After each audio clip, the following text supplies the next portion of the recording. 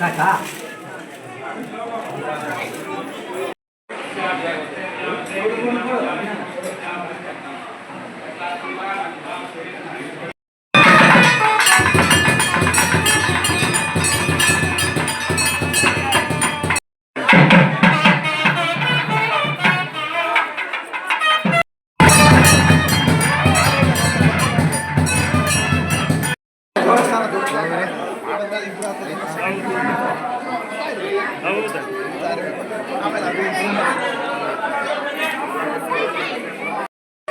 ಜೈ ಶ್ರೀರಾಮ್.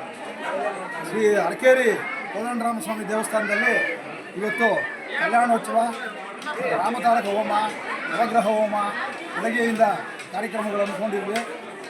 ಸುಮಾರು ಸಾವಿರಾರು ಜನ ಭಕ್ತರು ಬಂದು ಇಲ್ಲಿ ಪೂಜೆಗೆ ಸಹಕರಿಸಿ ದೇವರ ಕೃಪೆಗೆ ಪಾತ್ರರಾಗಿ ತೀರ್ಥ ಪ್ರಸಾದಗಳನ್ನ ಪಡ್ಕೊಂಡು ಹೋದರು. ಈ ಒಂದು ಸೇವೆನ ಸಲ್ಲಿಸಿರ್ತಕ್ಕಂಥ ನಮ್ಮ ಅಪ್ಪೂರವರು, ಆನಂದ್ ಅವರು ಇವತ್ತಿನ ಕಾರ್ಯಕ್ರಮಕ್ಕೆ ಎಲ್ಲ ಪೂರ್ತಿ ಖರ್ಚು ವೆಚ್ಚಗಳನ್ನೆಲ್ಲ ವಹಿಸಿ ಅವ್ರಿಗೆ ಮಾಡಿಸಿದ್ದಾರೆ. ಅವ್ರಿಗೆ ಅವ್ರ ಕುಟುಂಬಕ್ಕೆ ದೇವರು ಒಳ್ಳೇದು ಮಾಡಲಿ ಅಂತ ಹೇಳಿಬಿಟ್ಟು ನಾನು ಪ್ರಾರ್ಥನೆ ಮಾಡ್ತೀನಿ. ಎರಡನೇದಾಗಿ ಇದು ನಮ್ಮ ದೇವಸ್ಥಾನ ಸುಮಾರು 200 ವರ್ಷಗಳ ಹಿಂದೆ ಅದು ಸುಮಾರು ಕೆಳಗಡೆ ಇದು ನೀರು ಬರ್ತಾಯಿತ್ತು, ದೇವಸ್ಥಾನದ ಒಳಗಡೆ ನೀರು ಬರ್ತಾಯಿತ್ತು.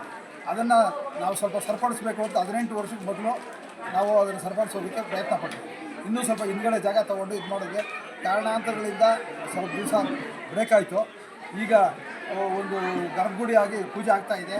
ಈಗ ಇನ್ನೂ ದೇವಸ್ಥಾನದ ಕೆಲಸ ಸುಮಾರು ಬಾಕಿ ಇದೆ, ಎಲ್ಲನೂ ಮಾಡ್ತಾಯಿದ್ದಾರೆ.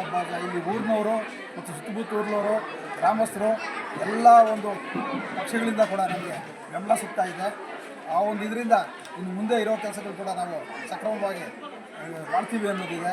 ಇನ್ನು ಮುಂದೆ ಒಂದು ಗೋಶಾಲೆ ಮಾಡಬೇಕು, ಕೋದಂಡರಾಮಸ್ವಾಮಿ ಗೋಶಾಲೆ ಮಾಡಬೇಕು ಅಂತ ಹೇಳ್ಬಿಟ್ಟು ಒಂದು ಸಂಕಲ್ಪ ಇದೆ.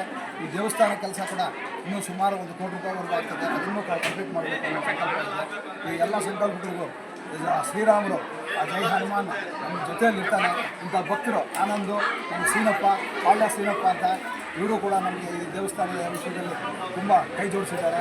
ಇವರು ನಮ್ಮ ರಾಜು ಅಂತ ಕೌನ್ಸಿಲರು, ಇವರು ಕೂಡ ನಮ್ಮ ಈ ದೇವಸ್ಥಾನದ ವಿಷಯದಲ್ಲಿ ಕೈ ಜೋಡಿಸಿದ್ದಾರೆ. ಇವರು ನಮ್ಮೂರಿನ ಶಾನ್ಭೋಗರು ಮತ್ತು ಸುಬ್ರಾವ್ ಅವರು ಪೈಕಿ ಸ್ವಾಮಿಗಳು, ಅವರು ಕೂಡ ನಮ್ಮ ಕಡೆ ನಮಗೆ ಕೈ ಜೋಡಿಸಿ ಎಲ್ಲರೂ ಕೂಡ ಈ ಸಹಕಾರದಿಂದ ಈ ದೇವಸ್ಥಾನ ಅಭಿವೃದ್ಧಿ ಬರ್ತಾ ಇದೆ. ಇನ್ನೂ ಅಭಿವೃದ್ಧಿ ಪಡಿಸಬೇಕು, ಎಲ್ಲ ಜನಗಳ ಸಹಕಾರ ಕೂಡ ಇದೇ ರೀತಿ ಇರಬೇಕು ಅಂತ ಹೇಳ್ಬಿಟ್ಟು ಪ್ರಾರ್ಥಿಸ್ತೀನಿ. ಜೈ శ్రీరామ్.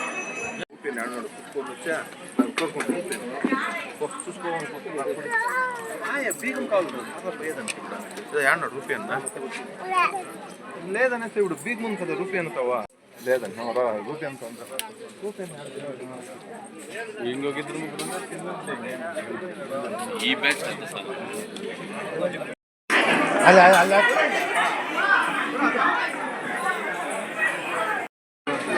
ಈ ಕಡೆ ನೋಡಿ